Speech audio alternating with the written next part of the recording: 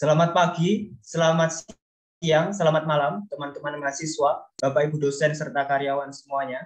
Perkenalkan, nama saya Nicholas Gilang Pradipta Kusuma dari Prodi Fisika Angkatan 2020 akan mempresentasikan Grand Design PPSMB Pascal 2022. Presentasi akan saya awali dengan pemaparan analisis SWOT sederhana berkaitan dengan pelaksanaan PPSMB Pascal 2021. Yang pertama adalah strength. Tentu saja penyajian visualnya sudah sangat menarik, sangat baik. Kolaborasi antar lembaga telah terlaksana dengan sangat baik juga. Materi yang diberikan juga lengkap dan tersampaikan kepada Gamada dengan sangat baik. Namun weakness-nya adalah kolaborasi sudah berjalan dengan baik, namun secara konsep masih belum memiliki perbedaan dengan fakultas lain atau PPSMB Palapa, sehingga PPSMB Pascal masih belum memiliki trademark-nya tersendiri.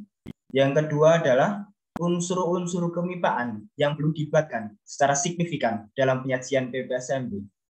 Kemudian untuk opportunity-nya, tentu saja kita bisa melibatkan unsur-unsur kemipaan secara lebih konkret dalam rangkaian acara. Dan kita dapat berkolaborasi dengan dosen dan karyawan, sehingga Gamada tidak hanya mengenal lingkungan kemahasiswaannya saja, ataupun dengan bangunan MIPA, tapi juga dengan para pengajar dan staf. Untuk threat, tentu saja dinamika pandemi COVID-19 yang masih belum menentu. Saya akan buka presentasi kali ini dengan kutipan dari Pak Ridwan Kamil berkaitan dengan 4 tipe pemuda. Yang pertama adalah pemuda yang pintar namun tidak peduli.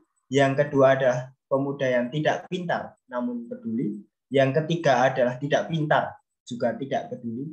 Yang keempat adalah pemuda yang pintar dan memiliki kepedulian, yang tentu saja ingin kita wujudkan bersama-sama dalam diri Gamada 2022. Latar belakang saya mendaftar menjadi koordinator umum adalah FMIPA, nilai-nilai kemipaan, ilmu MIPA, mengambil peran yang amat penting dalam kemajuan peradaban manusia dalam bidang perkembangan ilmu pengetahuan. Dan mahasiswa FMIPA, kita menjadi aktor utama dalam proses realisasian hal tersebut di masa depan dengan tujuan utama memberikan dampak positif bagi lingkungannya. Oleh karena itu, diperlukan ragam sikap yang secara signifikan perlu diaktualisasikan mahasiswa FMIPA UGM untuk mencapai cita-cita tersebut. Sebagai contoh, berani, inklusif, kompetitif, dan kolaboratif. Sehingga PPSMB Pascal diharapkan tidak hanya menjadi acara yang mengenalkan lingkungan kemahasiswaan FMIPA pada Gamada, tapi juga menjadi sarana kita untuk menanamkan rasa bangga terhadap FMIPA, penanaman semangat berprestasi sehingga berdampak positif bagi sesama sesuai dengan minat dan kemampuan di bidangnya. Sehingga diperlukan kepanitiaan yang tidak hanya sekedar berpartisipasi untuk menyibukkan diri, tetapi juga berorientasi inklusif, berkarakter semangat dan tekun, serta mampu berdedikasi secara total untuk melayani Gamada 2022. Dalam rangka mencapai tujuan tersebut, koordinator umum berperan penting sebagai kompas dalam terwujudnya kepanitiaan yang sesuai dengan tujuan diadakannya PPSMB Pascal. Dengan pengalaman yang saya miliki, izinkan saya mengambil peran tersebut dan saya yakin mampu menjalankannya. Visi yang saya bawa untuk PPSMB Pascal 2022 adalah PPSMB Pascal selain menjadi rangkaian pengenalan kehidupan kemahasiswaan di FMIPA UGM, juga menjadi sarana untuk membimbing Gamada menjadi kompas inisiator perubahan positif bagi sesamanya. Untuk mencapai visi ini, saya memiliki 5 misi.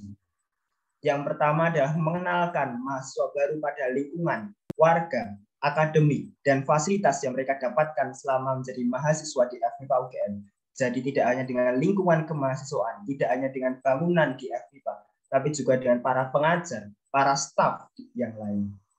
Kemudian mempersiapkan mahasiswa baru menjalani dinamika sebagai mahasiswa di UGM, menanamkan rasa bangga dan rasa saling memiliki terhadap sesama ataupun fakultas MIPA, menanamkan semangat kompetitif untuk selalu mengembangkan diri sendiri, menanamkan semangat kepedulian antar sesama sehingga dapat berdampak positif. Kemudian nilai-nilai dinamika yang akan saya terapkan adalah integritas, inklusivitas, kepedulian, dan kompetitif yang penjabarannya ada di slide ini. Selanjutnya, berdasarkan pertimbangan ini, saya menawarkan tema PPSMB Paskal 2022 adalah energi MIPA. Tema energi MIPA dipilih oleh karena kesederhanaannya, namun mampu memberikan semangat yang besar yang diharapkan dirasakan, dibawa, diimplementasikan oleh peserta PPSMB Paskal 2022, yaitu Gamada ataupun panitia, untuk selalu bersemangat meningkatkan dan membina potensi diri sehingga mampu bermanfaat positif secara konkret bagi lingkungannya. Kemudian kita akan masuk ke dalam skema kegiatan. Yang pertama adalah skema daring. Untuk pra-acara, tentu saja rapat panitia akan kita prioritaskan untuk dilaksanakan secara daring. Kemudian pengambilan keluaran penunjang akan dilakukan dengan menerapkan protokol kesehatan yang ketat. Kemudian saat acara, mulai dari opening ceremony, penyampaian materi, bonding, tur MIPA, hingga closing ceremony akan diterapkan secara daring, sehingga tidak memiliki perbedaan signifikan terhadap PPSMB Paskal 2021 ataupun PPSMB Paskal 2020 yang lalu. Selanjutnya adalah pasca acara, rapat evaluasi akan dilaksanakan secara daring penuh.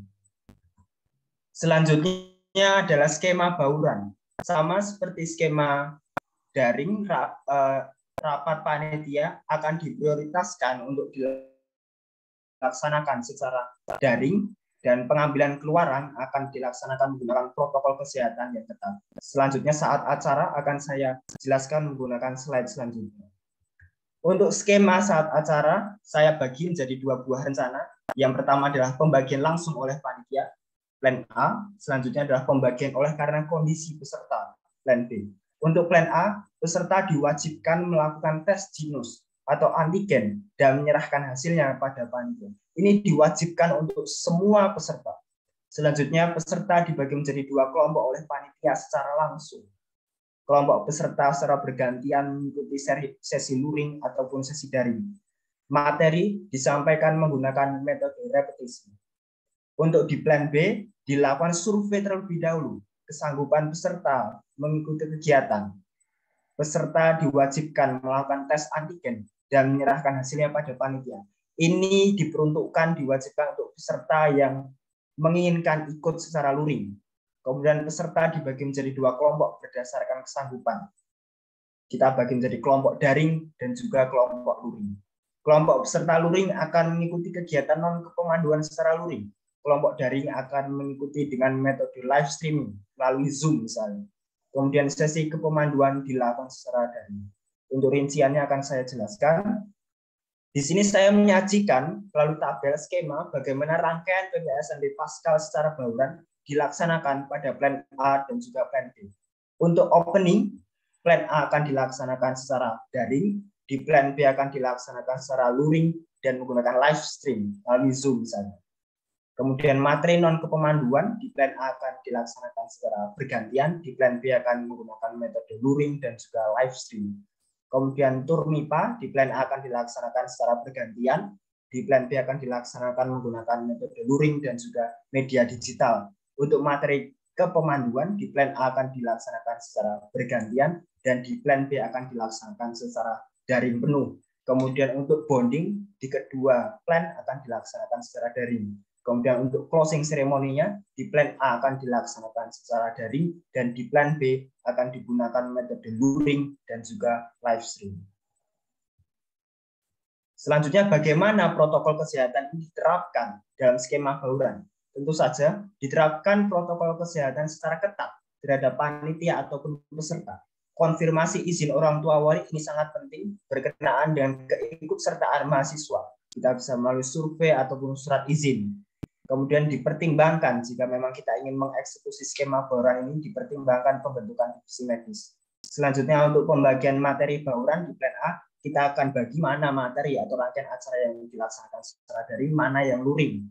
Kemudian tadi kita bagi di plan A, peserta dibagi menjadi 2 kelompok dan secara bergantian akan mengikuti PPSMB secara luring dan juga daring seperti yang dipaparkan di tabel ini sebagai contoh. Untuk kendalanya tentu saja panitia memberikan materi yang sama sebanyak 2 kali.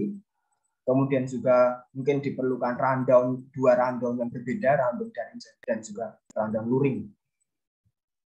Untuk skema luring 100%, rapat panitia tetap diprioritaskan dilaksanakan secara daring. Namun untuk bonding panitia mungkin kita bisa mengagendakan secara luring. Kemudian saat acara, mulai dari opening ceremony, penyampaian materi, bonding, tur MIPA, hingga closing ceremony akan kita alihkan semuanya menggunakan metode luring seperti pada pelaksanaan normal PPSN Pasca, dan penugasan sudah diperbolehkan melibatkan Gamada yang berdiskusi secara langsung. Kemudian pasca acara, rapat evaluasi akan diprioritaskan untuk dilaksanakan secara daring. Kemudian untuk penerapan protokol kesehatan, tentu saja diterapkan protokol kesehatan secara ketat terhadap panitia ataupun peserta. Yang kedua, dipertimbangkan pembentukan divisi medis jika memang kita ingin mengeksekusi skema ini. Kemudian beberapa rincian, seperti yang saya sampaikan di awal, pelaksanaan acara, selain kita dapat berkolaborasi dengan teman-teman lembaga, dan kita akan tetap berkolaborasi dengan teman-teman lembaga, tapi kita juga bisa berkolaborasi dengan dosen, dengan karyawan, sehingga Gamada lebih mengenal lingkungannya. Dan khusus untuk opening ataupun closing ceremony, kita dapat mengikut sertakan, ini usulan saya, kita dapat mengikut sertakan simulasi fenomena alam yang tentunya unsur kemipaannya sangat terasa, MIPA banget istilahnya. Kemudian secara visual juga menarik, dapat menumbuhkan rasa bangga dan dapat menjadi trademark Pasca dibanding PPSMB fakultas atau PPSMB Palapa. Di sini saya mencontohkan 2 buah fenomena alam yang dapat kita simulasikan. Yang pertama adalah eksperimen Lichtenberg figure, yang kedua adalah eksperimen sodium asetat di tanah air. Permasalahan yang dapat muncul tentu saja pembuatan memerlukan kolaborasi antara panitia dan dosen di bidangnya, memerlukan koordinasi yang lebih. Yang kedua adalah 1 kali coba, penting untuk dipersiapkan dengan baik untuk menghemat dana tentunya. Kemudian mitigasi yang dapat kita lakukan, perencanaan yang tepat, komitmen panitia, dapat berkolaborasi dengan Bapak Ibu dosen yang lebih mengetahui sehingga dapat mengarahkan. Kemudian di sini saya menawarkan 10 materi yang dapat kita berikan kepada Gamada.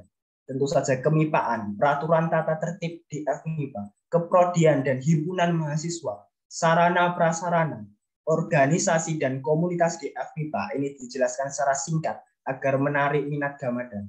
Kemudian kesehatan mental. Di sini topik prioritasnya adalah toxic productivity dan isu kekerasan seksual. Kemudian sharing alumni. Kemudian pengembangan karakter dan soft skill MIPA. Di sini saya mencontohkan critical thinking, inklusivitas, dan empati sosial yang tentu saja sejalan dengan tema kita. Kemudian personal branding. Kita ajarkan kepada Gamada bagaimana cara membuat CV yang benar, tapi juga kita ajarkan untuk bagaimana cara merepresentasikan diri dengan baik. Kemudian kompetisi, kisah sukses para pemenang kompetisi untuk membangkitkan semangat kompetitif. Kemudian tutorial e-learning, kita ajarkan kepada Gamada bagaimana memanfaatkan media digital untuk proses pembelajaran. Selanjutnya untuk penugasan ada beberapa prinsip di sini bagaimana penugasan itu dibuat. Yang pertama harus memiliki dampak panjang pada Gamada. Yang kedua mengembangkan dan mengeksplorasi potensi Gamada. Yang ketiga prioritas penugasan berbentuk studi kasus gitu ya. Yang keempat penugasan kelompok dapat menjadi sarana kolaborasi sama. Kemudian membangkitkan semangat kompetitif yang positif dalam diri Gamada. Di sini saya menawarkan ada 11 jenis penugasan. Yang pertama adalah tulisan poin penting. Kemudian makalah social science project di mana Gamada diminta untuk berkolaborasi dengan teman-teman yang berbeda prodi untuk menawarkan solusi berkaitan dengan masalah konkret yang ada di dalam masyarakat. Kemudian life mapping, CV, kuis yang fungsinya untuk menguji pengetahuan Gamada berkaitan dengan materi yang telah diberikan. Kemudian isai, melatih Gamada untuk membuat tulisan berkaitan dengan tema tertentu. Kemudian tulisan refleksi, biodata teman sebagai sarana untuk mengenal teman-temannya. Kemudian poster kemipaan, ini bisa membuat poster nilai-nilai MIPA atau peraturan MIPA yang berkaitan dengan MIPA. Kemudian poster kampanye isu. Di sini secara kreatif Gamada ikut mengkampanyekan tentang suatu isu. Di sini saya mencontohkan isu kekerasan seksual. Kemudian surat untuk pribadi. Di sini penting Gamada membuat surat untuk dirinya sendiri yang akan dikirimkan 1 tahun kemudian sebagai sarana untuk refleksi diri. Di sini bisa rinciannya dilihat. Selanjutnya untuk penggunaan media digital. Ini penting sekali penggunaan media digital, teman-teman, untuk menyampaikan materi-materi yang memang kurang prioritas. Melengkapi pengetahuan Gamada tentang FMIPA, tentang kemahasiswaan, tentang KM FMIPA, tentang event-event di FMIPA. Di sini ada Pascalogi, kita akan membahas fakta-fakta unik tentang FMIPA. Hal lain untuk menarik dibahas. Kemudian konten digital, kolaborasi dengan mahasiswa berprestasi misalnya, dengan lembaga, dengan dosen, untuk penanaman nilai-nilai, penumbuhan semangat berprestasi. Selanjutnya adalah konten story IG. Di sini sebagai sarana untuk menjaga suasana PPSM Pascal yang menyenangkan. Kita juga bisa menggunakan media digital ini untuk menjelaskan nama-nama kelompok pemandu, yang ini juga belum pernah kita lakukan sebelumnya. Kemudian untuk struktur kepanitiaan, di sini tidak jauh berbeda dengan kepanitiaan di tahun sebelumnya. Yang berbeda di sini adalah saya melebur divisi pemandu putri dan pemandu putra menjadi satu divisi, yaitu divisi pemandu, untuk efisiensi dan efektivitas koordinasi. Kemudian berkaitan dengan divisi medis yang saya bahas tadi, kita akan melihat dulu mana skema yang ingin kita eksekusi. Jika memang kita ingin mengeksekusi skema bauran dan skema luring, kita akan pertimbangkan pembentukan divisi medis ini, gitu ya. Dan mungkin kita akan lakukan oprek khusus untuk divisi medis. Baik, terima kasih. Demikian pemaparan grand design saya. Ini yang bisa saya tawarkan, saya berikan kepada FMIPA. Mari teman-teman kita bersama-sama mewujudkan Gamada yang prestatif dan memiliki kepedulian terhadap sesama agar dapat berdampak kepada lingkungannya. Akhir kata, mohon maaf atas kekurangannya. Selamat pagi, selamat siang, selamat malam teman-teman. Terima kasih semuanya.